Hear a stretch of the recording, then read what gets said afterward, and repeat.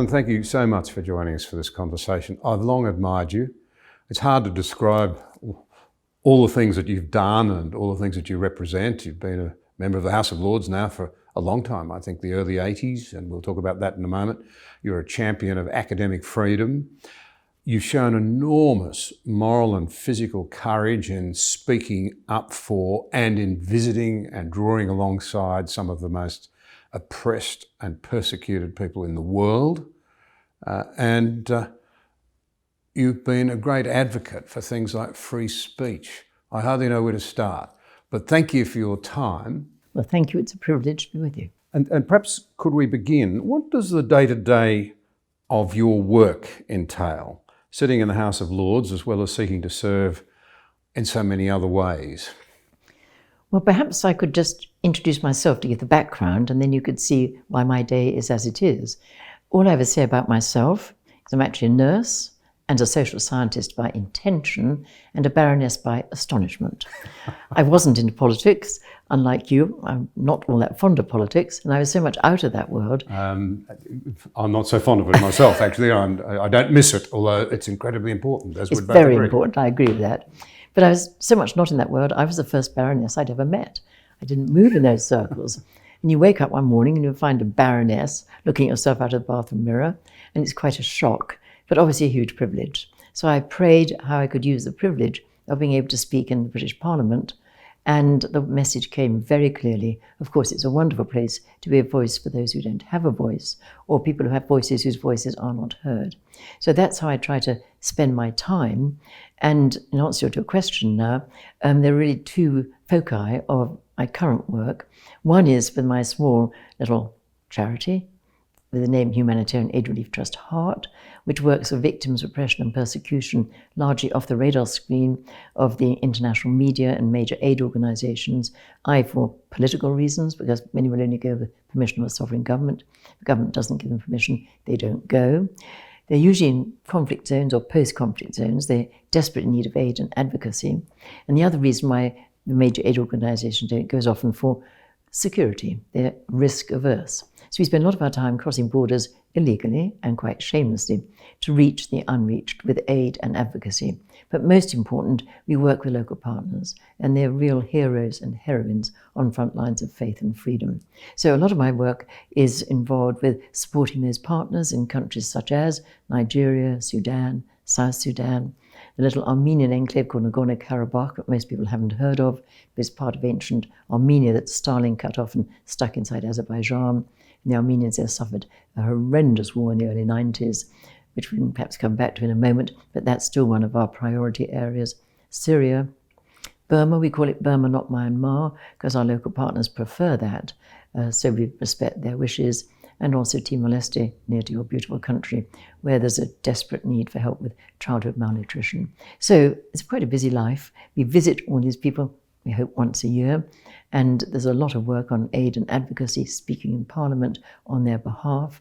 But the other side of my life is, again, a different facet of being a voice for those whose voices are not heard, and that's working for Muslim women in this country who come to me because they are desperate, because we have Sharia law operational now in this country. So my other part of my life is trying to help these women, and at the moment I have a private member's bill in Parliament trying to ensure that all religious marriages are legally registered, because that would at least provide them some protection and some human rights.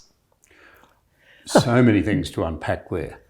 Now, when you became a member of the House of Lords and started this work, as I understand it, it began in Poland at a time of great darkness in that country.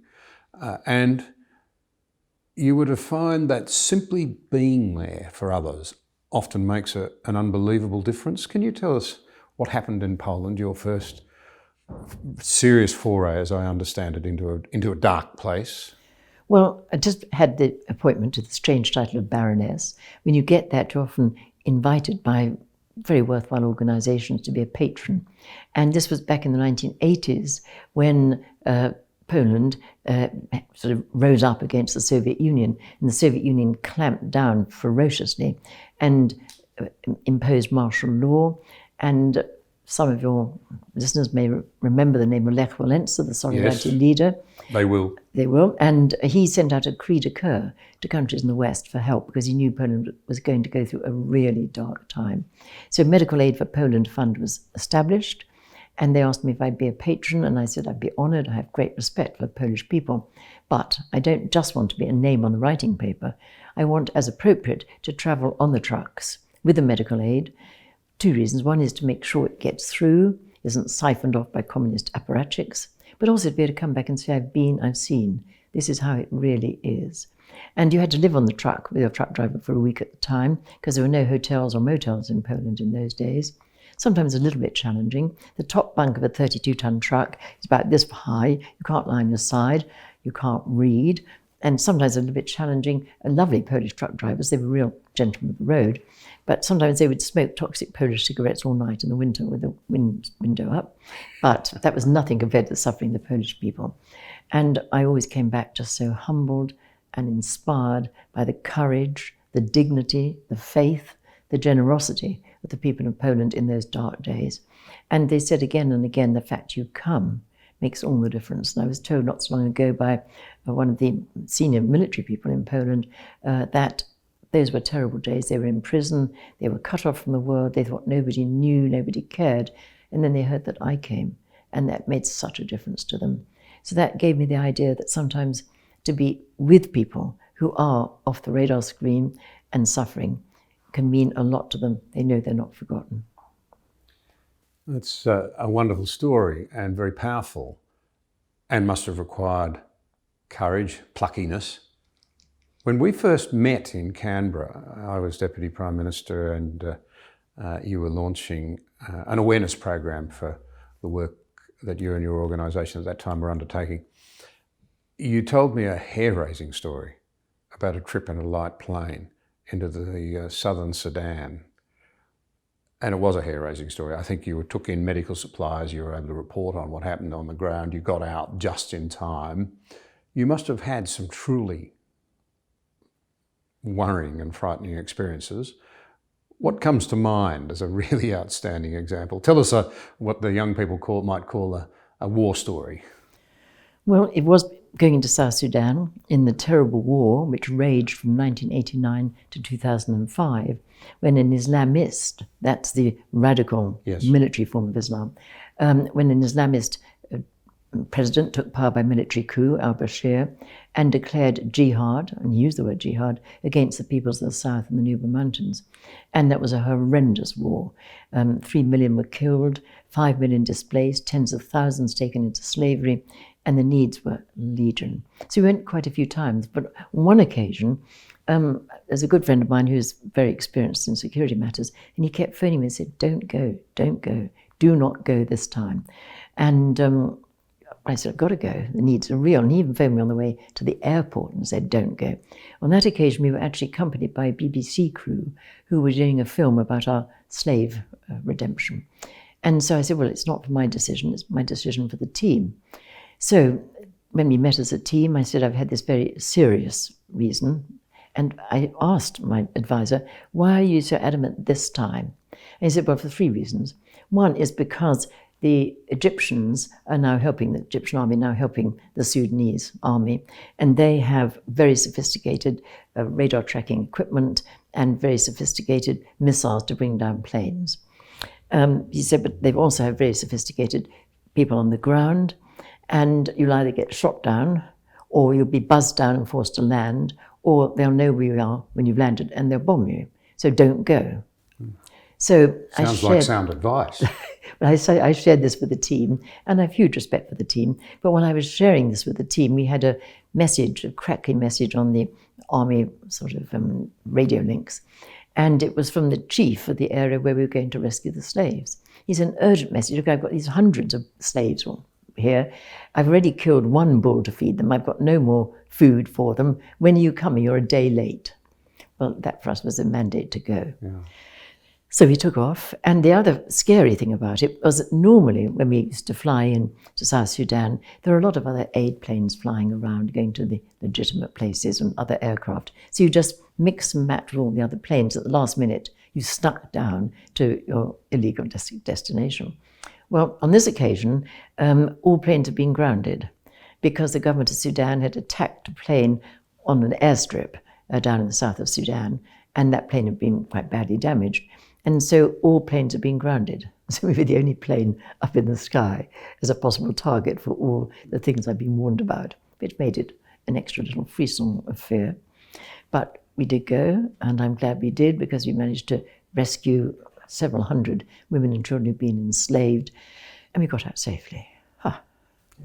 That, well, how can you embellish on a story like that? How remarkable.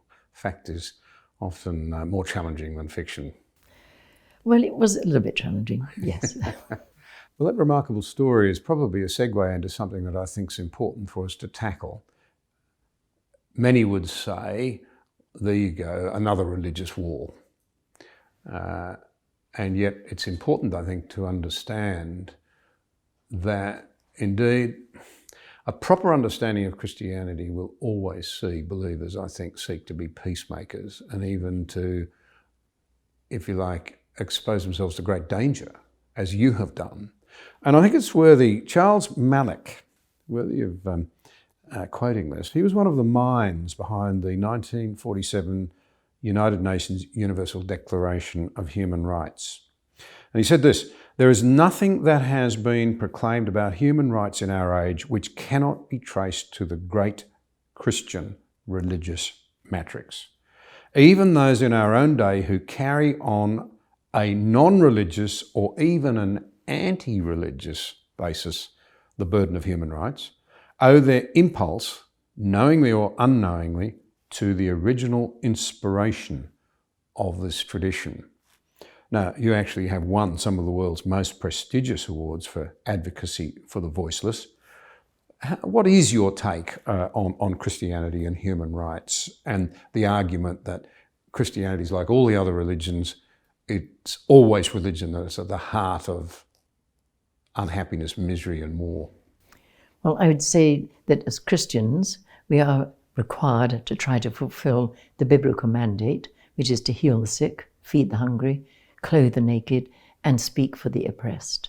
That's what we try to do, and I think that's what most humanitarian and advocacy organizations aim to do.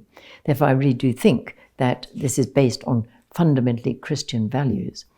And I would certainly not agree with that all religions are a cause of war. I mean, Christianity has had its bad times.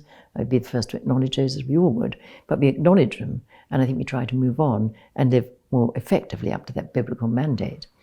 Other religions have different variations on the theme. There is much in Islam that is a religion of peace, and many Muslims, indeed my lovely Muslim ladies I work with here in Britain, and people in my apartment block are Muslims. I have a great affection for them, are lovely people. But there is a difference between Islam and Islamism. And Islamism, I would say, is behind a lot of the violence in the world today, where it's rather frightening extension from Al-Qaeda up in sort of Iraq, ISIS in Syria, then you come down to Al-Shabaab, and you come down to Khartoum, which is very much an Islamist regime in Sudan, then you move around to Boko Haram, and then you move to the Fulani herdsmen, and they're all very specifically Islamist, and I think they would justify, in religious terms, or could, another interpretation of Islam. And this goes right back to the very early days when Muslim thinkers were sorting out their theology. And as I've said, many verses in the Quran are irenic, peaceful, and many Muslims are peaceful and friendly and hospitable. But there are also the verses of the sword. And one very challenging situation is that the early theologians had to reconcile those discrepancies. And so they came up with a theory of abrogation, whereby the later revelations of the prophet abrogate the earlier revelations. And very tragically for the rest of us, the later revelations were the verses of the sword. And so on ISIS flags and so on, you'll see these from the Quran. And they do justify, in many ways, the militant aggression of the Islamist groups and armies as they fight. In Christianity, of course, we are very fortunate because our abrogation goes the other way. There's a lot of violence, in the Old Testament particularly, but Jesus said a new commandment I give you, that you love one another. And so Christianity, the abrogation goes from violence to love. So over a long period of time, you've experienced some dreadful humanitarian issues firsthand, and often they're not covered at all by the media, or they're not covered well. To what extent do you think this problem of a lack of real understanding in the broader community because the media is not telling us what's happening actually is? I think it's a very serious issue. I can think of, well, just to give two examples in the world today. I can't talk about Australia, but I can talk about what we receive here in Britain. And there are two examples. For example, in Syria, and I've been to Syria several times, up when the fighting's been going on and so on. And the BBC consistently, and I think this is certainly reported us by our friends in Syria, but also by people back here in Britain, promotes very, very one-sided view of that war. It blames Assad for everything. It hardly ever highlights the horrors perpetrated by the jihadists, ISIS, Jabhat al-Nusra, etc. And I remember talking to a Muslim lady in Latakia who'd had to flee, and she said, I saw my husband and my son beheaded in front of me. Another of my relatives saw her husband and son beheaded in front of her. People die from shellings on both sides, but one side you die from shellings and beheadings. The other you die from beheadings, and we don't want the beheadings. And I wept with that Muslim lady. But so often the BBC just shows the alleged carpet bombing of the government of Syria army on the other side, as it were, and doesn't show the comparable side, the horrors perpetrated by the jihadists. And that is a very, I think, dangerous misrepresentation. And just one other quick example from that, when the ISIS took Palmyra, famous historic site, they destroyed it. It was rescued by the Syrian army helped by Russia. And the Syrian, I met the director and the conductor of the the Syrian Symphony Orchestra, and they held a concert on the stage where 39, I think it was 39, Syrian army soldiers had been slaughtered by ISIS, brutally slaughtered. And they held the concert on that stage, both in memory of the Syrian soldiers who'd had such a terrible death, but also as a symbolic representation. You may destroy us, but you'll never destroy our culture. And apparently that was a very beautiful concert and very moving. How did the BBC portray it? Pro-Assad propaganda and obscene to have a concert on a place where people are being killed. So there's a constant interpretation of events in a way that is consistently one-sided, and I think that's very dangerous. And what I find is I have the opportunity to talk in schools or universities or other places, churches, and when I tell them our experiences of Syria, they say, thank goodness you've told us. We knew there was more that was happening there, but we never got the evidence. Thank you for giving us more information. And the other one, very briefly, is Nigeria. In recent years, the Fulani have extended the violence carried out by Boko Haram. Boko Haram did get some media coverage, but the Fulani, according to reputable sources in Nigeria, Christian Association Nigeria, 6,000 Christians at least were killed by Fulani last year in Nigeria. The killings are going on. I've been there while the killings are going on. Hundreds of churches and villages have been burnt. What does the British government call it? Just tit for tat between Christian farmers and Fulani herdsmen. Well, 6,000 killed is not tit for tat, but you get virtually no coverage on the BBC at all about what's happening in Nigeria. And I actually asked a good friend of mine who works in the BBC, and he said the BBC won't cover it. So that again is very dangerous because the suffering there is real, the agenda is dangerous, and British people don't get to hear about it. This is very concerning. As I see it, cultural elites in the West have decided that Christianity, I mean, there was a time when we thought it was true. Then we thought it was just one of many truths. Now we seem to have moved to a place where, Christianity is dangerous and we shouldn't expose our children to it. We loathe our own cultural underpinnings. We don't know what it is we're rejecting, but somehow we think it's bad news. And that plays out, it seems to me, in something that you've just said. You don't hear reportage of the fact that actually it's Christians more than anyone else who are being persecuted globally, and by a very large factor. Yes, I mean, there's more Christian persecution in the world today than ever before in human history. I mean, millions. More than ever before in human history. Yes. Oh, it's huge. Well, you never hear that in the media. No, you don't. But is this part of the sort of self-loathing of our own cultural roots that's so evident? I find it very hard to understand. I think part of it is a kind of political correctness.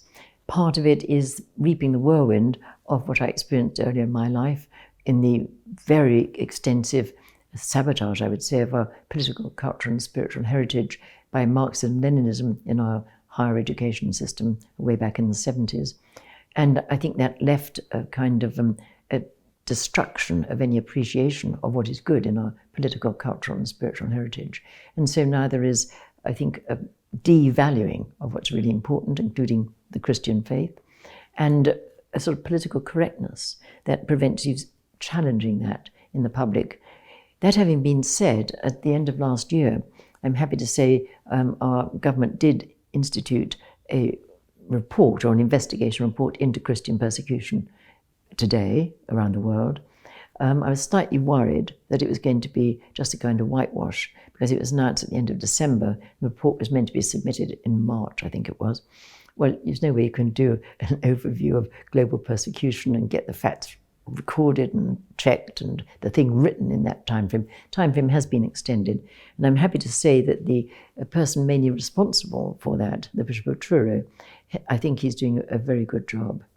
So there is maybe beginning to be a recognition that there is such a thing as Christian persecution. We'll see what the report's like and what effect it has.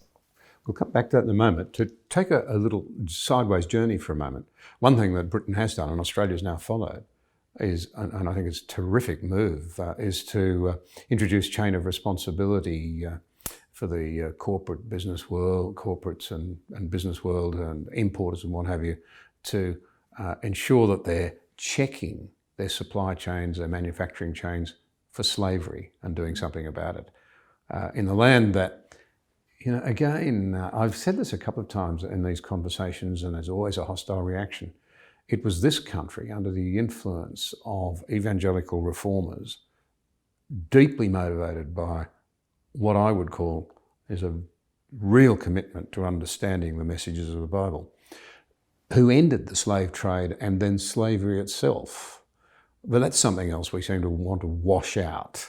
The story of our own heroes, the times when people have stood up in the face of enormous opposition for the poor, the weak, the oppressed, and against racism. Yeah. Well, of course, William Wilberforce is a name that immediately comes to mind. Yes. And I wrote a book on modern-day slavery on the 200th anniversary of his parliamentary achievements. And 3 chapters of the book are the real-life stories of people into whose eyes I have looked, who've been today's slaves. Because I wanted to get out the horror of slavery, the maltreatment, the torture, the abuse, the humiliation, the helplessness, the hopelessness, and suffering of every kind, and for the families as well. And the first chapter of people whose eyes I looked, there could be many more cases, the book wouldn't allow, of Sudan. People, women and children particularly, were abducted by the government of Sudan army and the Mujahideen and the Murhaleen. Thousands were taken into slavery there. We helped to rescue some of those, and their stories are heartrending. The second are the cases of different kinds of slavery in Burma, the sexual slavery, the forced labor, and so on. And then the third are the heartrending stories of the children abducted by the Lord's Resistance Army in northern Uganda. 25,000 at least. Yeah. And I got to know quite a few of them. And again, their stories tear your heart out. So these are modern day. The survivors are alive today. And I'm afraid those who are still enslaved are alive today and still suffering enslavement. And I also had a chapter on trafficking. You know, there's slavery on our own doorsteps. It is something that we must acknowledge, and acknowledging, respond to as powerfully as we can. As you said, some legal action has been taken to try to look at the trade links, whereby slavery may occur further away from Australia or Britain, but down the line, nearer the base. I think the report's coming in. It was a good thing to do. I'm not sure how complete it is. And there's also many other kinds of slavery that are not included in contemporary legislation. But good on the people who have shone a spotlight on it. Oh, absolutely, yes. And it would be terrific if more in the media took this seriously, particularly, I'll say this, in your country, since you've mentioned your BBC, but we have a public broadcaster as well, so to places like Canada, you know, they really could do a bit more. They, you know, anybody who has any sort of grievance in our society about the way they're treated seems to be sort of elevated to some sort of aristocratic victimhood status. Yeah. When there are people who have the most basic of their rights being smashed. But out of that, the other thing that we miss are stories of heroism. I'm unashamedly promoting your pluckiness, but you must have seen others who have done things that are absolutely inspirational. Yes, and I could speak for hours on this, but let's just give 3 examples that come to mind of what I call miracles of grace and heroism on the front lines of faith and freedom. Very briefly, a short story. When the war was being fought in Burma, it's still going on with the Rohingya and with the Shan and the Kachin people, but the war was then in Karen State, and I crossed over the border illegally into Karen State, and it's hill tribe country, so everything's built in wood, and when the Burmese army attacks, it all goes up like tinder. And we went to a village that had just been attacked. Their homes were still smoking. And I found a lovely lady called Marsu. She was then aged 39. And a soldier had run through just shooting people gratuitously. And she'd been quite badly wounded by the soldier. And she was sheltering in someone else's house because her house had been burnt. And I asked her, I said, Marsu, what do you feel about the soldier who shot you? I'll never forget her reply. She said, well, I love him. The Bible said we should love our enemies. So of course I love him. He is my brother. That makes my spiritual stature feel pretty pathetic. To say it's my brother, the soldier who shot you. So that's one example of miracles of grace in Burma. Another example of a miracle of grace is, well, there's so many to try to think of, Archbishop Benkwashi in Jos in Nigeria, where killings are still going on. And he and his wife Gloria have been attacked so many times they had to run from their home with their kids on their shoulders when the home was set alight and so on. But a few years back, he was away. Militants came to kill him, but he wasn't there. So they took his lovely wife, Gloria. They did horrendous things to her. I won't go into the details, but you can imagine, with broken glass and splintered wood and so on. They trampled on her so ferociously she was blinded. Obviously, the Archbishop went back immediately and he sent out an email that I'll never forget. And the beginning was the horrendously, shall I say, impressive African humour. He said, I've now been home 24 hours. I've had time to think and pray, and I've had a laugh. Because I know that when churches in Nigeria get into trouble, churches in the West pray for us. And it's good for churches in the West to have to pray, so maybe we should get into trouble more often. Then he turned serious. He said, my beloved wife Gloria, I'm happy to say, was able to sit today to receive Holy Communion. She's in hospital. And we had a wonderful time of prayer and worship together, and we just praised God. We've been found worthy to suffer for his kingdom. And we prayed that all of Gloria's pain, anguish, and humiliation would be used for his kingdom, his glory, and the strengthening of his church. To praise God, that suffering. That again makes me feel very, very small. And just very briefly, a third example in Syria. We were up in Syria, in Western Aleppo, and Eastern Aleppo was still in the hands of the jihadists. And we were 350 meters from their front line, so bombs were coming in all the time. There was a wonderful service held in one of the Armenian churches, and the children in the choir sang beautifully while the bombs were falling. Afraid some of them have been killed since then, but the music played on while the bombs were falling. And it was a very inclusive service. The mullahs, the imams were there, the Yazidis were there, the different Christian traditions were there. And afterwards, a Chaldean Catholic priest came up, and I'll never forget his words. He said, thank you so much for coming. Then he referred to the story of St. Thomas, I'm sure many of us know, when our Lord, after his resurrection, appeared to the other disciples. Thomas wasn't there. So Thomas said, well, I'm not going to believe unless Jesus appears to me. And I put my hands into his wounded hands and side. So Jesus did appear to him. He said, put your hands in my wounded hands and side. Now you believe, go and tell. And this Chaldean Catholic priest said to us, thank you for coming. Thank you for putting your hands into the wounds of our suffering. Now you believe, go and tell. What an image, to put your hands into the wounds of our suffering. It's what we try to do, and what a privilege it is. But they're the real heroes and heroines. You've written a book, haven't you, that covers these. The title again? Well, there's a couple. Sorry about that. But the one that one outlines... is Cox's book of modern saints and martyrs. That's it. That's the one.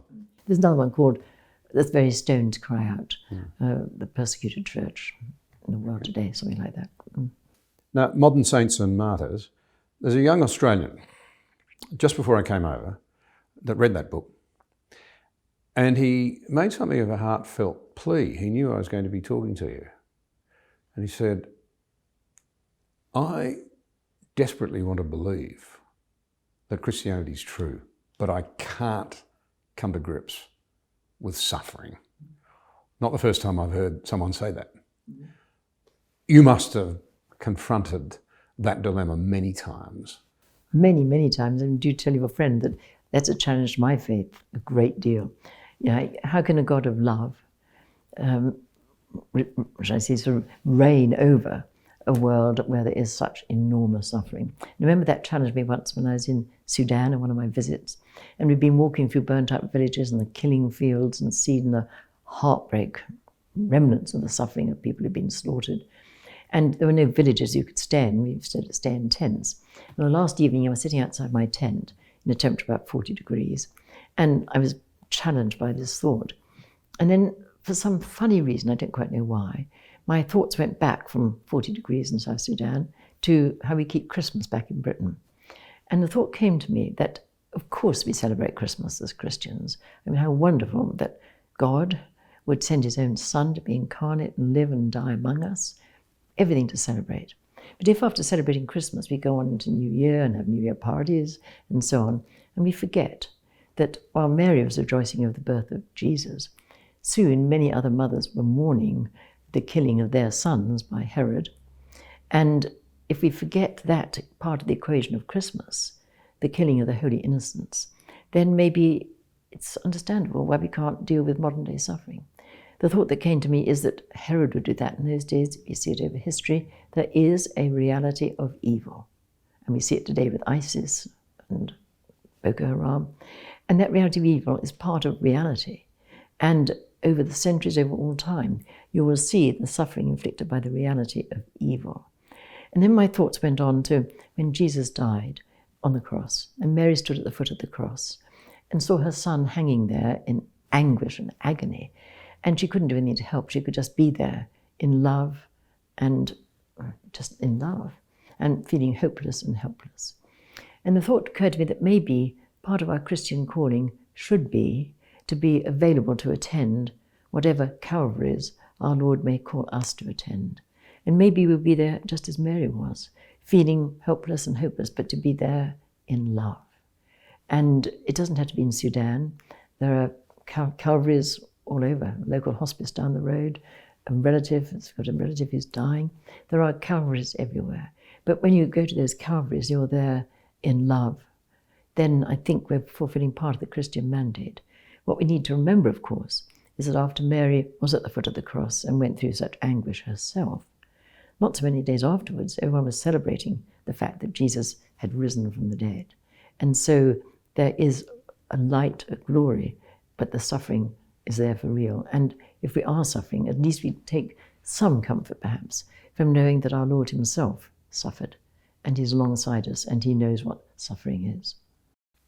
And there's hope that it'll end, the wounds will be bound up. The resurrection. I mean, after Jesus suffered on the cross, he did rise from the dead, and he's promised us that there will be a life after this death. And he also did warn us. He did say, in this world, you will face persecution. So maybe we shouldn't be surprised. A, the reality of evil, and B, that so many of our brothers and sisters are suffering persecution. And what I would say to the sort of comfortable Christianity in the West who are not facing persecution, we need to remember St. Paul's message to the church at Corinth. When one part of the body of Christ suffers, we all suffer. And I think there's an awful lot of comfortable Christianity in the West that does not reach out to put their hands into the wounds of the suffering of our brothers and sisters. And I think if we did more, our faith would be challenged but strengthened by their faith, by the faith of our brothers and sisters who in the middle of their suffering often worship with more joy than in many a comfortable church in the West. To I want to come back to us in the West and the way we see things in a moment. But before I do, you drew a sharp distinction between Islam and Islamism a moment ago. Would you elaborate and explain whether you feel, because you've been quite active in this area, that in its extreme forms, human rights can become a real issue even in the midst of our Western societies? Well, I'm deeply worried about that. As I say, I have a great affection and respect for many, many Muslims whom I know. And indeed, we risked our lives last year crossing over from South Sudan into Blue Nile in Sudan, which is predominantly Muslim, and where we met 9,000 Muslims dying from starvation, fleeing from the civil war. And they were literally dying of starvation.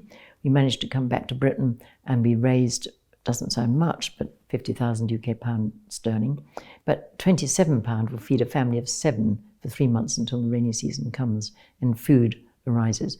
And they were poignantly grateful. I did save a lot of lives. And I love them.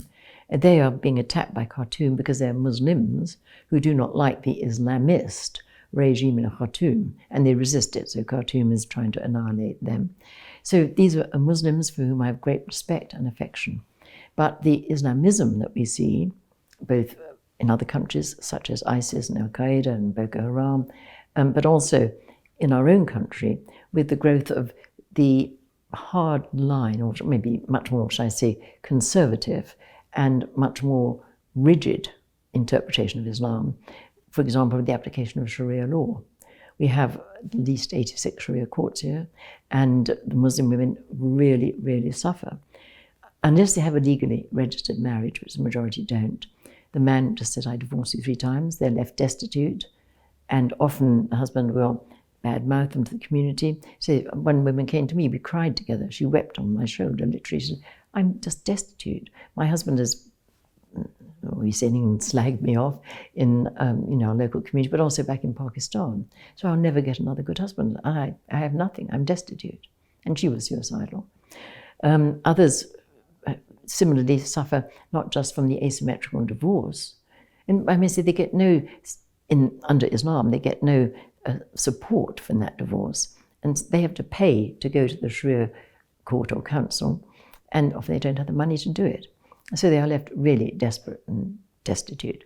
And the men don't have to pay. I mean, they are completely free to carry on with their lives. So that is a source of suffering. Also the polygamy, whereby a man under Sharia law can marry 4 wives. And there was a lovely, brave Muslim lady in Birmingham who did a study of the plight of Muslim women in her area where she lived. And she found that many were in polygamous marriages. They didn't know they'd been married into a polygamous marriage, and they weren't very happy in the situation. And she also found the problems of the divorced women. And then there's a so-called honor-based abuse. And that can be very, very scary. The beatings, as long as it doesn't show, the other kinds of abuse, financial abuse. And Muslim women in this country are suffering in ways which would make, not all of them, but many Muslim women in this country are suffering in ways which would make our suffragettes turn in their graves. Think what's happening in Britain today. Trying to do something about it, I work with the Muslim Women's Advisory Council and with my lovely Muslim friends, and I've got a private member's bill before Parliament which would require every religious marriage to be legally registered.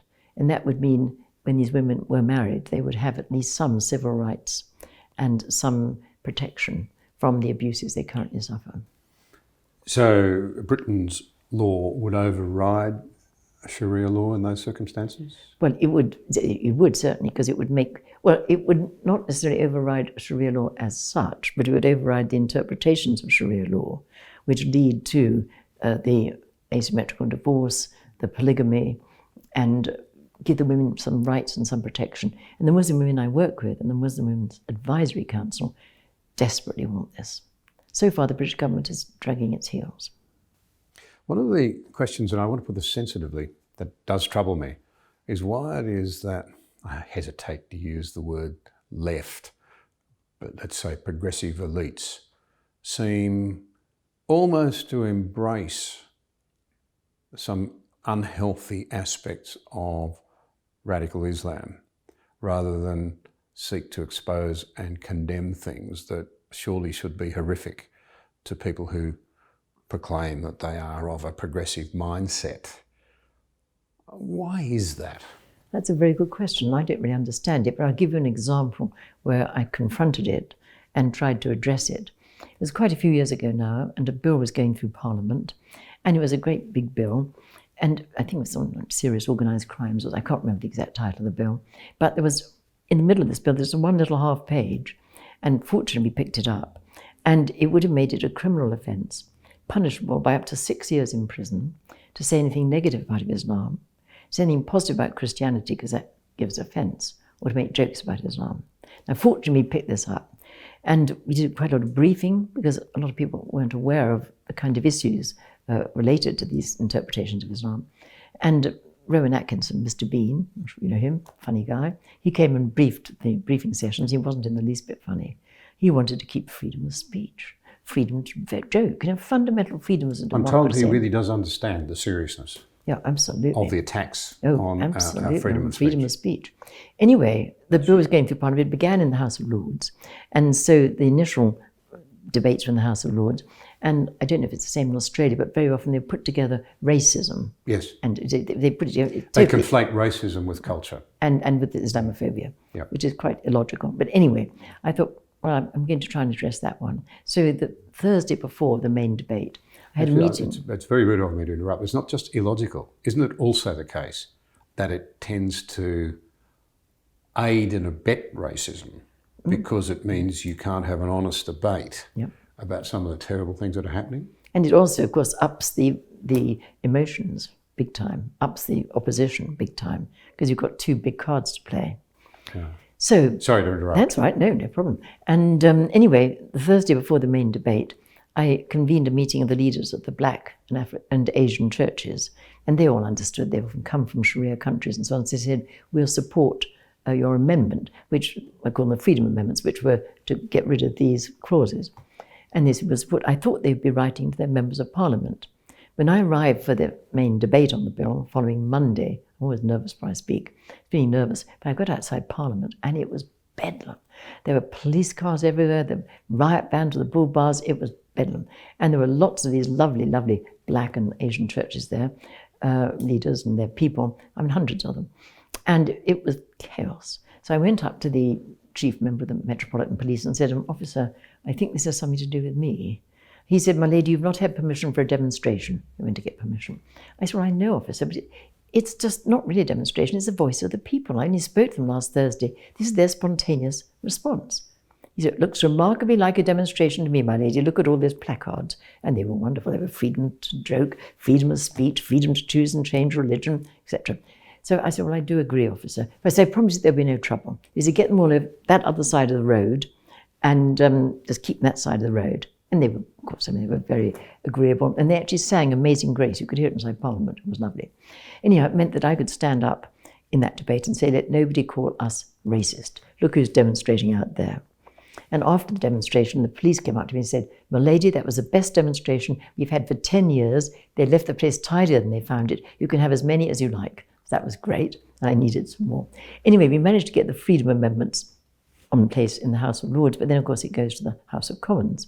And Tony Blair, Prime Minister then, did not want the Freedom Amendments.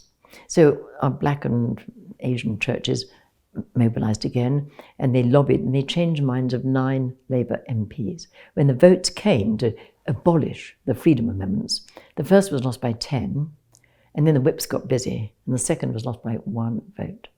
Our freedom hung on a thread that day, freedom of speech, fundamental principle of our democracy. And Tony Blair and his government wanted to do away with the Freedom Amendments. And it will come back in other forms. It's not a battle forever won. It was a victory on the day. It's a massive issue in Australia at the moment, and people seem amazingly unaware of how hard won our freedoms were. That's right. Freedom of speech is really just the one by which we defend all the other freedoms. That's right. And our most basic freedom, I'm indebted to Frank Ferrudi for pointing this out, is probably freedom of conscience. We learnt not to burn one another at the stake.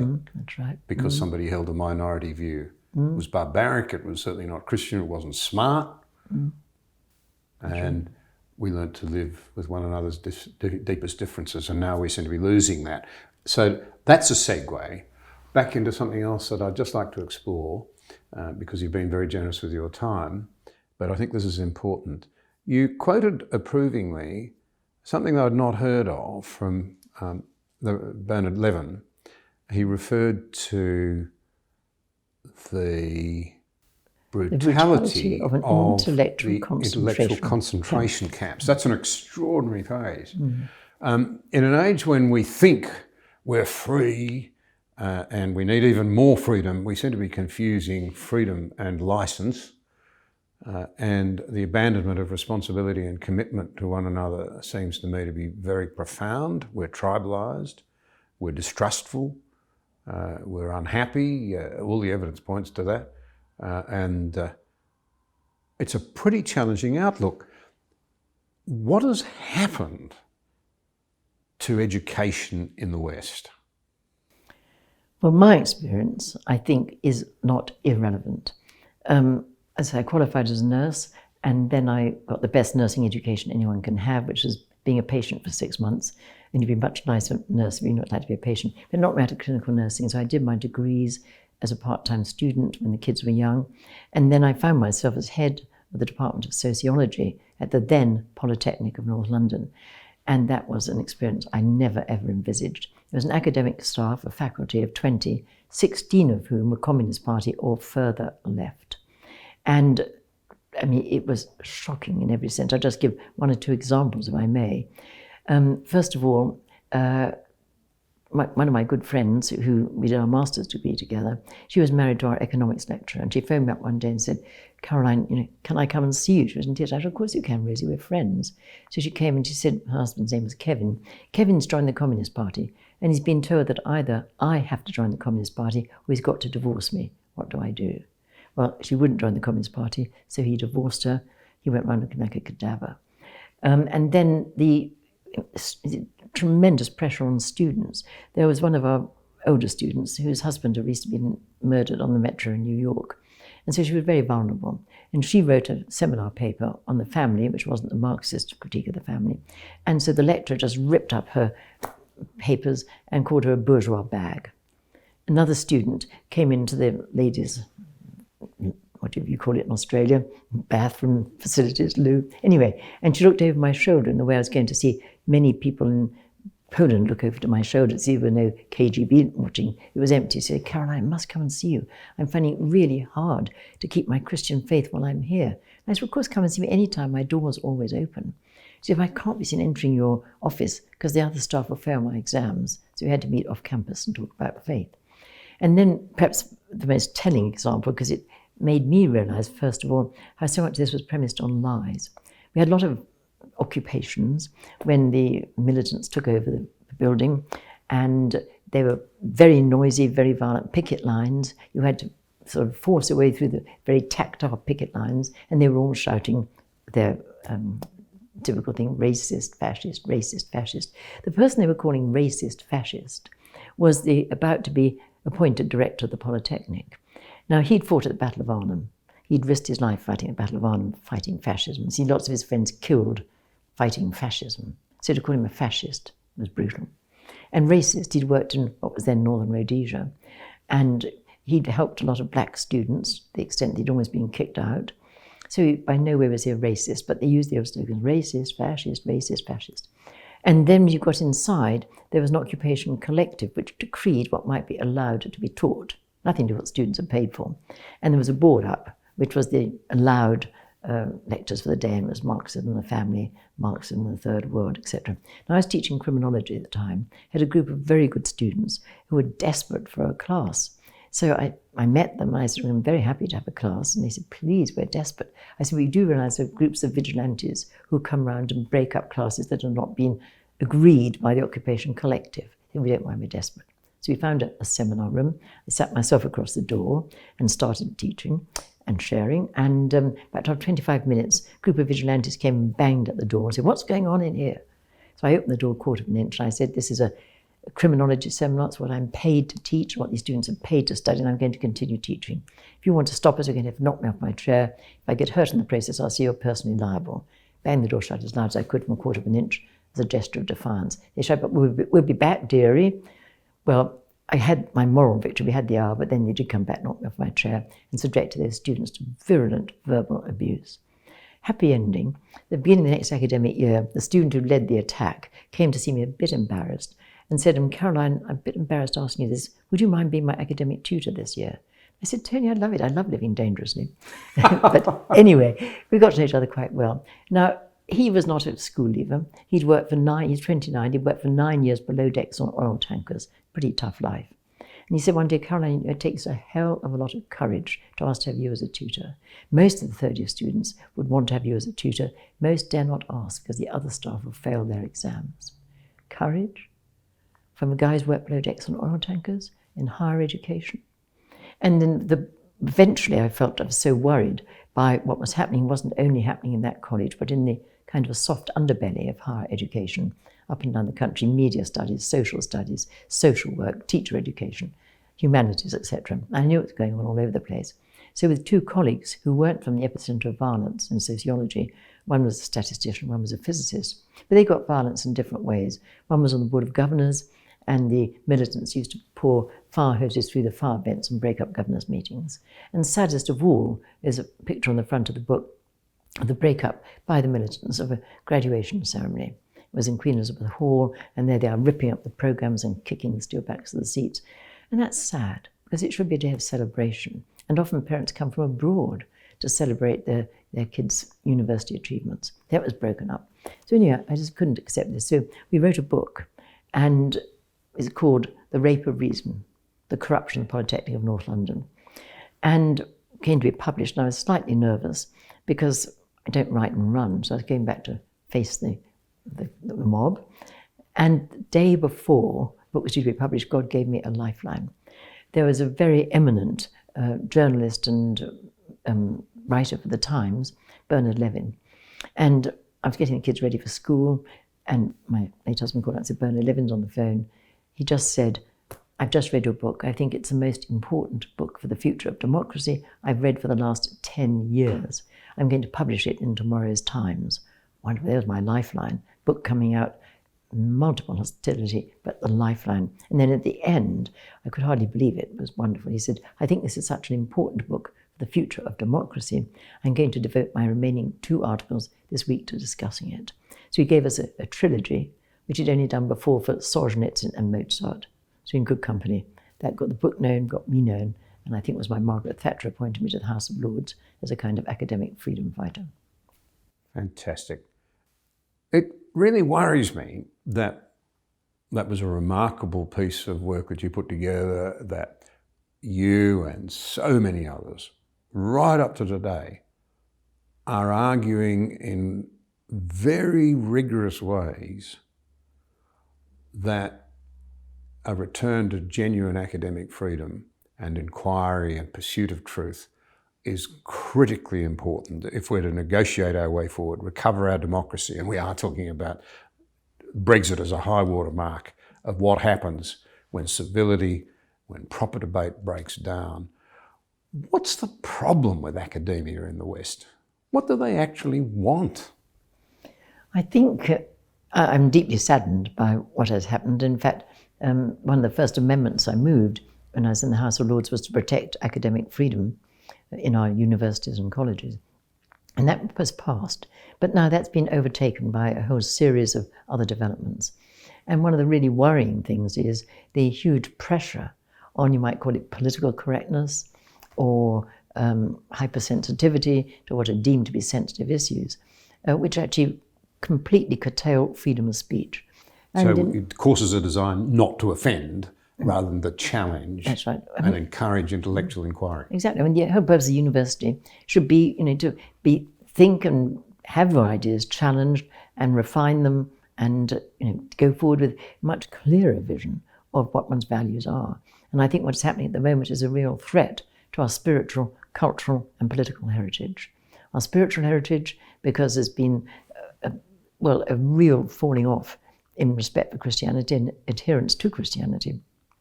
And extraordinarily, without people really knowing what it is. yes, exactly. I must say that some of the churches are growing with young people, but if you look at our national figures, they are very, very disturbing. The political heritage, the kind of assaults on the fundamental political freedoms to which I've already referred, the cultural heritage, again, that is very, very constrained. And in terms of universities, there is a very, very disturbing, shall I say, constriction on what's allowed to be taught or said.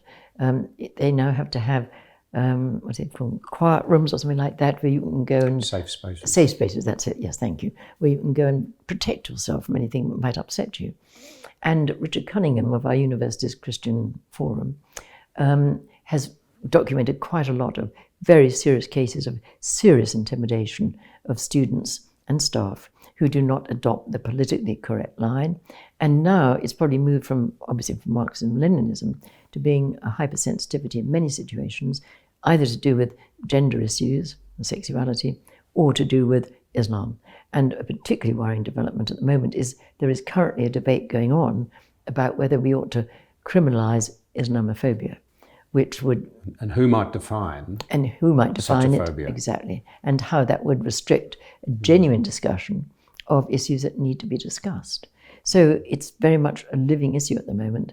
And indeed, in many of our universities, if there's going to be a debate on a particular sensitive subject, there will often be demonstrations and disruptions. And so our universities have lost their core value, which is to be a place where, within obviously the limits of law, everything should be openly discussed, challenged, criticised, and there should not be a restriction on freedom of speech. It strikes me that it's quite possible now in many, many Western institutions, if not most of them, higher education institutions, for someone to go and study for 3 or 4 or 5 years and never really have their worldview challenged. Well, again, I think it's a betrayal of what universities should be about. They should be about critical thinking, critical discussion, critical analysis in a complete freedom of speech within, as I say, the constraints of the law. And it perhaps didn't matter so much when 3, 4, 5% of people only went to university, but now it's 40, 45, That's up right. to 50%. That's right. Ironically, not very practical because, there are so many other professions and trades and so forth calling out for good people. Yep. We've focused in the wrong areas, I think. But Caroline, it's been wonderful of you to share with us. I think you've told us a compelling story, actually, of courage, physical courage and moral courage. They're actually different things, I think. But also of intellectual courage and rigour. And I found it quite inspiring. I'm sure those who listen will feel the same way. Thank you. Well, thank you for giving me a chance to share the pain and the passion and sometimes the privilege of making a bit of a difference. Thank you. Thank you.